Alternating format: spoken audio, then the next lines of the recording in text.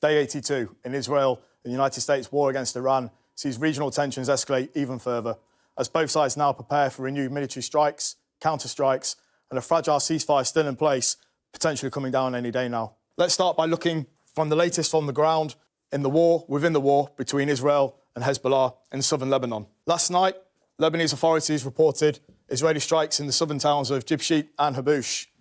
And then, more widely, Lebanese authorities have also reported Israeli strikes in the southern towns in the last 24 hours across the southern Sur region of Lebanon. Now, for the last 6 weeks, both Lebanon and Israel have had an uneasy ceasefire, mediated recently by the United States to extend to an additional 45 days. Despite that, there's been almost daily clashes between Hezbollah and Israeli forces across southern Lebanon. Now, this matters because from the start of this conflict, the Iranians have insisted that their ceasefire or any peace agreement between the Americans and the Israelis intrinsically covers Lebanon as well. We can see how Israeli targeting of Hezbollah will only inflame these tensions and prospects for peace going forwards. Now, more broadly, we can see tensions escalate between the United States and Iran over the last 24 hours, as Pete Hegseth, the United States Secretary for War, has claimed that Iran may be about to agree to a deal, but if that doesn't materialise for whatever reason, the US are prepared for a plan B, which is almost interpreted as renewed military strikes. And similarly, the Iranian Revolutionary Guard Corps have issued a threat to the Americans that if they do renew strikes, they'll extend the war beyond the region. But what would that look like on the ground?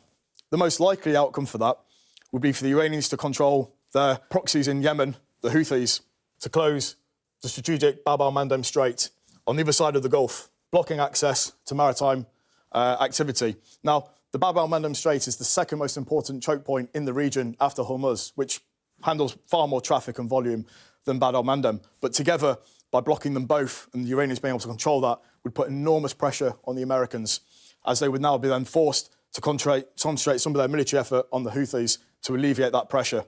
But not only that, as the Americans would be fighting, in essence, a war on two fronts, this would also cause global oil prices to spike further. Now, both of these events would give the Iranians enormous leverage in negotiations with Americans going forwards. Now, the Iranians themselves, over the last 6 weeks of the ceasefire, have been able to build up their diminished stockpiles of long-range missiles and launch facilities on its Gulf coast, close to the American blockade. Now, previously, American intelligence estimates had thought that the majority size of the Iranian stockpiles had been destroyed or severely heavily damaged.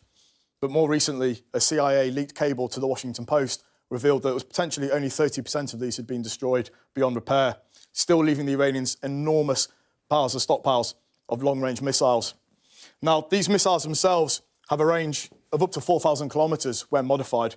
So not only can that interfere and influence region more broadly, but in particular, it can strike all the way down into Diego Garcia, which we saw when the Iranians sent off 2 ballistic missiles to the sensitive British-American base in the middle of the Indian Ocean. So that just shows the spread of the range that the Iranians have. Now, returning to Hormuz, we've seen in the last 12 hours 3 vessels carrying around 8 million barrels of oil leave the strait successfully. Now, it's important to remember that the Strait of Hormuz will remain the vital ground going forwards in this conflict, as the Iranians seek to strangle their grip on the area even more so.